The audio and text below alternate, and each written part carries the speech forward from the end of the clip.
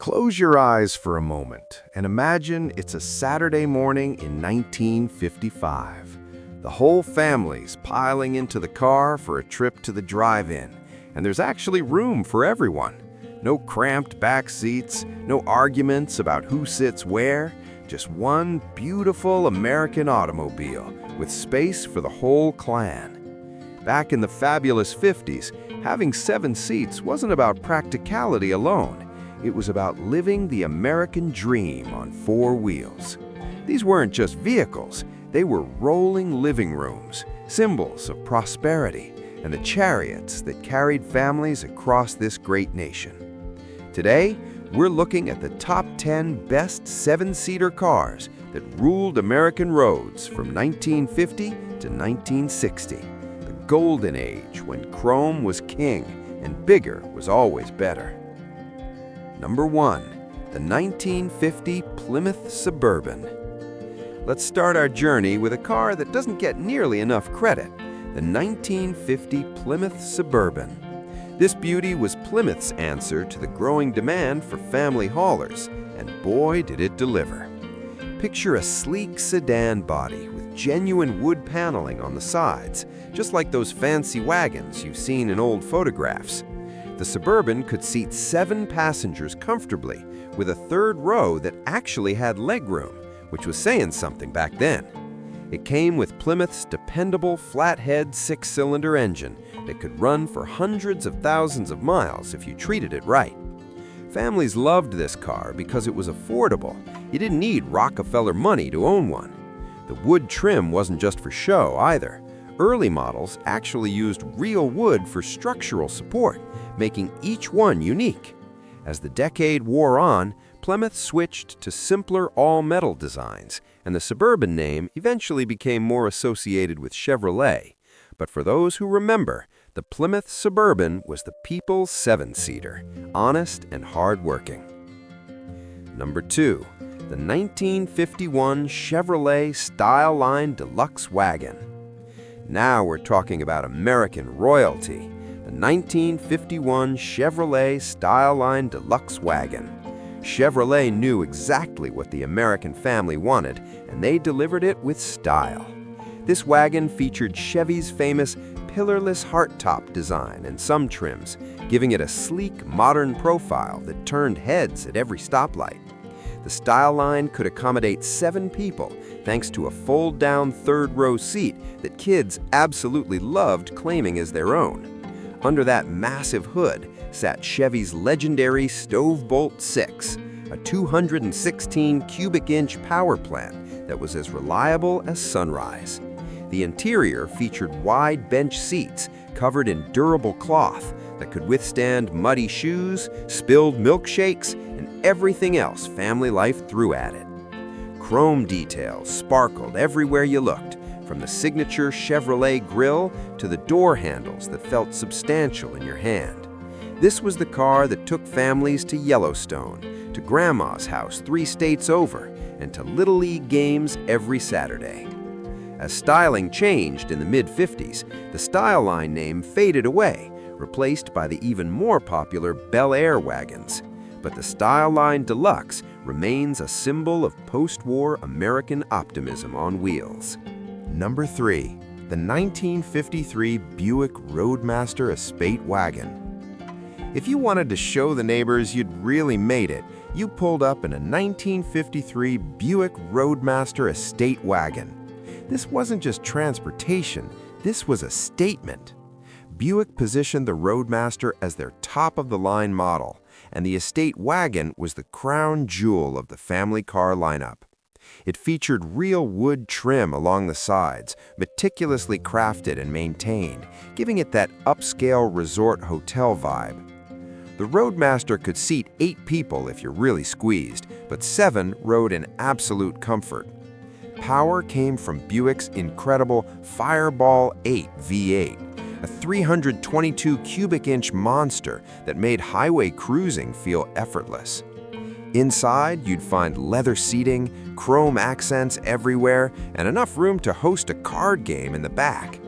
The ride quality was legendary, Buick's coil spring suspension soaked up bumps like they didn't exist. Owning one meant you'd arrived, literally and figuratively. These wagons were expensive, though, costing nearly twice what a basic Ford or Chevy wagon would set you back.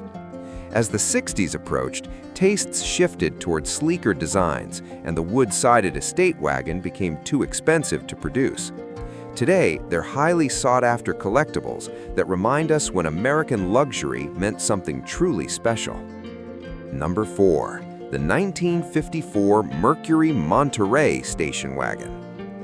Mercury has always lived in an interesting spot, fancier than Ford, more affordable than Lincoln, and the 1954 Monterey station wagon embodied that perfectly. This car brought upscale style to the family wagon market without breaking the bank. The Monterey featured Mercury's distinctive front grille design with integrated bumper guards that looked like jet engines. 7 passengers could ride along thanks to a clever 3-row seating arrangement that made excellent use of the wagon's generous length. Power came from Mercury's Y-block V8, a 256 cubic inch beauty that delivered smooth, confident acceleration. The interior offered 2-tone upholstery options, white wall tires came standard, and the dashboard featured more chrome than some people's entire kitchens. Mercury marketed this wagon to the upwardly mobile family, the doctor, the successful businessman, the family that vacationed at nicer hotels. The ride was cushy and quiet, perfect for long highway trips across the expanding interstate system. As the 50s progressed, Mercury's identity became muddled between Ford and Lincoln, and the brand struggled to maintain its unique position. The Monterey name survived, but that perfect balance of luxury and practicality slowly disappeared into history. Number 5. The 1955 Pontiac Star Chief Safari. Here's where things get really interesting. The 1955 Pontiac Star Chief Safari was the wagon that changed everything. Pontiac took a gamble, deciding their top-tier wagon should look like a sporty 2-door hardtop that just happened to have room for 7. The Safari featured Pontiac's revolutionary 2-tone paint schemes that flowed across the body like nothing else on the road. Chrome was applied with an artist's touch, highlighting every curve and line without going overboard. That 3rd-row seat was actually comfortable, which was almost unheard of in the mid-50s. Power came from Pontiac's outstanding 287 cubic inch V8, an engine that could hustle this big wagon down the road with surprising enthusiasm. The Safari had style that other wagons couldn't touch. It looked fast standing still. Inside, you'd find quality materials, thoughtful design, and attention to detail that proved Pontiac was serious about performance and luxury. This was the wagon for the family that didn't want to give up style just because they needed space. Unfortunately, all that style came at a premium price, and sales were modest compared to cheaper competitors. Number 6. The 1956 Dodge Custom Sierra wagon. Dodge might not have had Chevrolet's sales numbers or Buick's prestige, but the 1956 Custom Sierra wagon proved they knew how to build a serious family hauler. This car embodied Dodge's dependability reputation, while adding enough style to keep things interesting. The Custom Sierra featured Dodge's signature forward-leaning front-end design that made it look eager to get going. 7 passengers fit easily thanks to a spacious interior that prioritized comfort over flashiness. Under the hood sat Dodge's impressive Red Ram Hemi V8. Yes, a real Hemi, long before they became marketing buzzwords. This engine delivered incredible reliability and respectable power, perfect for towing the family camper or boat. The interior was honest and straightforward, with durable materials designed to last decades, not just a few years. Dodge offered the Custom Sierra at a competitive price point, making it accessible to middle-class families across America. The ride was solid and stable, if not quite as plush as a Buick or Mercury. These wagons were workhorses that asked for little and gave back plenty. As Dodge's corporate fortunes shifted in the late 50s, model names changed frequently, and the custom Sierra designation disappeared. Now we've arrived at an absolute legend, the 1957 Ford Country Squire. If there's one 7-seater wagon that defines the 1950s, this is it. Ford's Country Squire wasn't just popular, it was everywhere, from California beaches to New York suburbs to dusty Texas ranches. The 57 model featured Ford's revolutionary new styling with lower, longer lines that made it look like it belonged in a Hollywood movie. Those iconic wood grain panels? By 1957, they were mostly vinyl appliques over steel, but they still looked magnificent. The Country Squire could haul 7 people, mountains of luggage, and still have room for the family dog.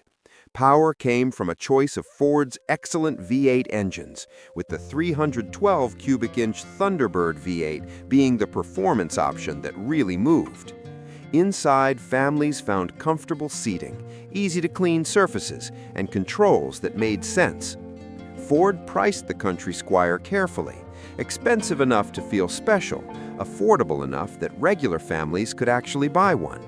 This was the car that defined what station wagons should be for an entire generation. The Country Squire name lasted all the way to 1991, but the 57 represents the moment when Ford perfected the formula. These cars survived because they were built right, and today they're among the most recognizable classics from the fabulous 50s. Now for absolute excess, the 1958 Oldsmobile Super 88 Fiesta wagon. Buckle up, because the 1958 Oldsmobile Super 88 Fiesta wagon is about to blow your mind. This was the year chrome went absolutely wild, and Oldsmobile led the charge with enthusiasm. The Fiesta wagon featured enough chrome trim to build a small spacecraft with rocket-inspired styling that perfectly captured America's space-age optimism. 7 passengers could ride in comfort that bordered on luxury, with seats that felt more like living room furniture than car seats. Power? Oh, there was power. Oldsmobile's legendary Rocket V8 in 371 cubic inch glory, delivering performance that made highway passing a thrilling experience. The Fiesta came loaded with options that were luxuries elsewhere: power steering, power brakes, automatic transmission, even factory air conditioning if you splurged. 2-tone paint schemes were standard, creating color combinations that popped against all that gleaming chrome. The ride quality was exceptional, floating over rough roads with grace. But 1958 was a recession year, and these expensive, thirsty wagons struggled to find buyers. Tastes were also shifting away from the chrome-laden excess that defined late 50s design. The Fiesta name disappeared after 1958, taking with it one of the most flamboyant family wagons ever built. Today, they're rolling time capsules that remind us when more was definitely more. Number 9. The 1959 Plymouth Sport Suburban. As the 50s wound down, Plymouth threw everything they had at creating the ultimate modern wagon, the 1959 Sport Suburban. This car featured Plymouth's wild new styling direction with soaring tail fins that could double as aircraft stabilizers. The Sport Suburban could seat 7 comfortably, and Plymouth made sure everyone knew it with advertising that showed happy families piling in. Under the hood, buyers could choose from several engines, including Plymouth's potent Golden Commando V8 that delivered serious muscle. The interior showcased Plymouth's attention to detail with 2-tone upholstery, push-button automatic transmission controls, and enough dashboard chrome to start a small refinery. Those tail fins weren't just for show, they actually improved high-speed stability, or so Plymouth claimed. The Sport Suburban rode on Plymouth's new torsion bar front suspension, delivering a smoother, more controlled ride than previous models.